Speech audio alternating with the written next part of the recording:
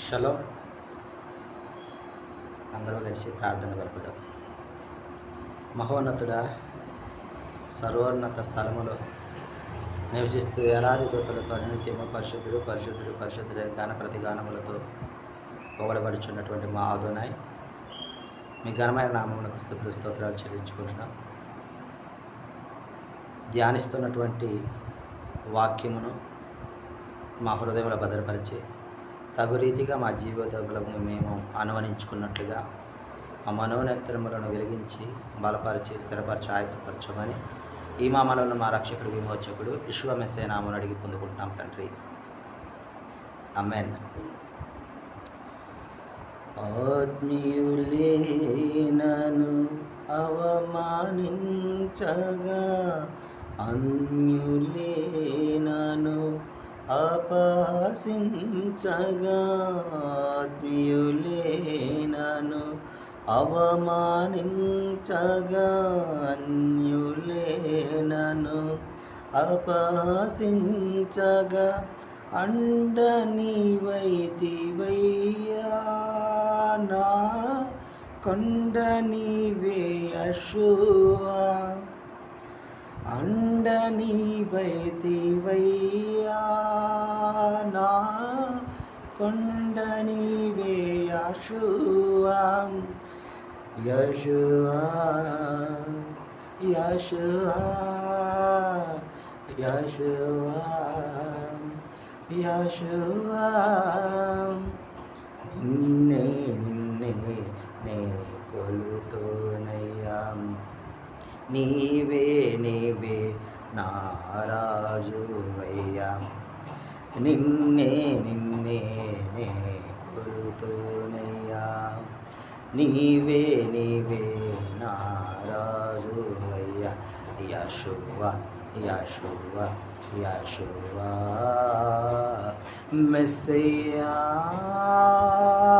మెస్సయ్యా మెస్సయ్యా మెస్సయ్యా మెస్సయ్యా మెస్సయ్యా మెస్సయ్యా మెస్సయ్యా. రెండవ దినవృత్తాంతాల గ్రంథము 31వ అధ్యాయము 10వ వచనం నుంచి మనం ధ్యానించుకుంటూ ఉన్నాం.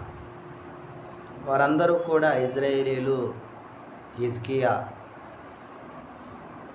ఈ యొక్క దశమ భాగాలు స్వేచ్ఛార్పణలు 7వ మాసం వరకు తీసుకొచ్చి కుప్పలు వేసినప్పుడు అందులో ఉన్నట్టు యాజకులు, లేవీలు, సాదోకు సంతతి వాడును ప్రధాన యాజకుడు అజర్య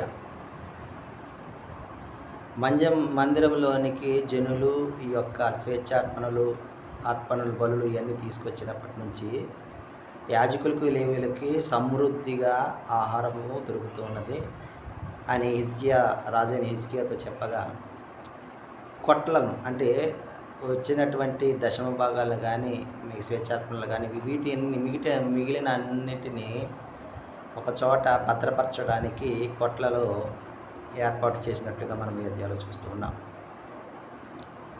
వీటన్నిటికీ లేవీయుడైన కొనన్య వాటి మీద విచారణకర్తగా నియమింపబడిన విషయాన్ని కూడా మనము ఈ అధ్యాయంలో గమనించుకోవడం, షిమి అతని సహకారిగా ఉన్నట్లుగా కూడా చూస్తూ ఉన్నాం. ఈ విధముగా ప్రతి ఒక్కరూ కూడా ఇమ్నా కుమారుడు లేవీయుడైన కోరే 50 కానుకలను అతి పరిశుద్ధమైన వాటిని పంచిపెట్టుటకు ఎలోహిం అప్పబడిన స్వేచ్ఛార్పణల మీద నియమింపబడినట్లుగా అధ్యాయంలో మనము చూస్తాం. అతని చేతి కింద ఏదేను, మిన్యామీను, యెషూవా, షమయ, అమర్య, షకన్య అనువారు నమ్మకమైన వారు గనుక యాజకుల పట్టణాలందు పిన్నవతులైన సహోదరులకు వంతుల చొప్పున భాగములిచ్చుటకు నియమింపబడారు. ఈ విధముగా నమ్మకమైన వారిని లేవీలు, యాజకుల క్రింద విచారణకర్తలుగా ఈ యొక్క మందిర సేవ నిమిత్తము నియమింపబడి ఎలోహిం దృష్టికి అనుకూలముగాను యథార్థముగాను నమ్మకముగాను పని చేయుచు వచ్చిన గనుక ఎలోహిం ఆశ్రయించుటకై ఎలోహిం మందిర సేవ విషయమందేమి ధర్మశాస్త్ర విషయమందేమి ధర్మమంతటి మందేమి తాను ఆరంభించిన ప్రతి పని హిజ్కియా హృదయపూర్వకంగా జరిగించినందున అతడు హిజ్కియా వర్ధిల్లినట్లుగా ఈ యొక్క 31వ అధ్యాయాన్ని మనము గమనించగలము. ఆమేన్.